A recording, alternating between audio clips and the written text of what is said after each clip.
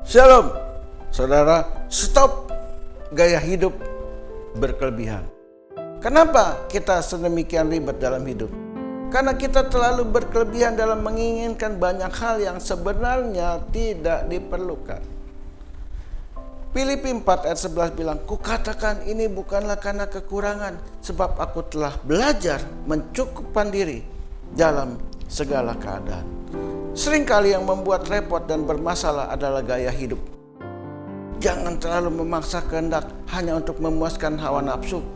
Belajarlah hidup sederhana, apa adanya, sehingga kita terhindar dari masalah krisis keuangan. Lukas 3 ayat 14, dan prajurit bertanya juga kepadanya, "Dan kami apakah yang harus kami perbuat?" Jawab Yohanes kepada mereka, "Jangan merampas, jangan memeras, cukupkan dirimu dengan gajimu." Kenapa banyak orang korupsi dan melakukan hal-hal yang keliru dalam hidupnya? Karena gaya hidup yang berkelebihan. Mereka terlalu memaksa hidup di luar kemampuannya.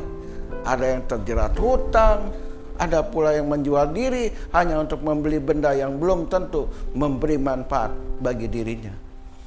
Ibrani 13 ayat 5 bilang, "Janganlah kamu menjadi hamba uang, dan cukupkanlah dirimu dengan apa yang ada padamu. Karena Allah telah berfirman, Aku sekali-kali tidak akan membiarkan engkau, dan aku sekali-kali tidak akan meninggalkan engkau."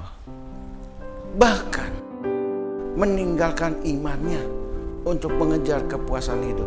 Mereka berani melepaskan keselamatan yang sudah diterimanya dari Tuhan Yesus hanya untuk hal-hal duniawi. Mereka telah kehilangan iman karena terpengaruh oleh gaya hidup yang berkelebihan. Yakobus 4 ayat 3 bilang, "Atau kamu berdoa juga, tetapi kamu tidak menerima apa-apa, karena kamu salah berdoa, sebab yang kamu minta itu hendak kamu habiskan untuk memuaskan hawa nafsumu." Jangan berdoa puasa hanya untuk tujuan meningkatkan gaya hidup.